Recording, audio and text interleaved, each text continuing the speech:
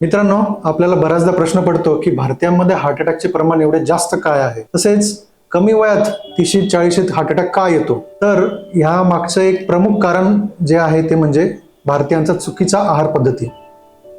तर आज आपण जाणून घेणार आहोत की भारतीयांच्या आहारातील 3 असे अन्न पदार्थ जे हृदयविकाराला निमंत्रण देतात. पहिला अन्न पदार्थ, वारंवार गरम केलेल्या तेलातील पदार्थ जसे की समोसा, वडापाव.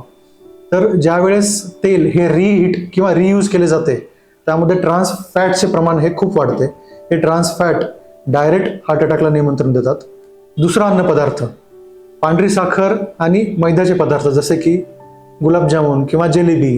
हे अन्न पदार्थ रक्तातील इन्सुलिनचे प्रमाण वाढवतात, ज्यामुळे बॅड कोलेस्ट्रॉलचे प्रमाण वाढते आणि हे कोलेस्ट्रॉल कालांतराने रक्तवाहिन्या अरुंद करून ब्लॉकेज तयार करतात. तिसरे अन्न पदार्थ ते म्हणजे अधिक मीठ असलेले अन्न पदार्थ जसे की लोणचे, पापड, पॅकेज अन्न पदार्थ, विविध प्रकारचे सॉस.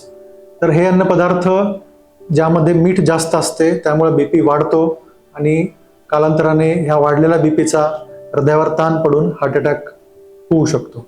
तर हे अन्न पदार्थ हे आपल्या हृदयासाठी अत्यंत घातक आहेत. त्याचे आपले दैनंदिन जीवनातील प्रमाण अत्यंत कमी करा. निरोगी आणि सकस आहार घ्या. तर हा व्हिडिओ आवडला असल्यास नक्की शेअर करा आणि कमेंटमध्ये सांगा तुमचा आवडता अन्न पदार्थ कोणता, समोसा की जिलेबी.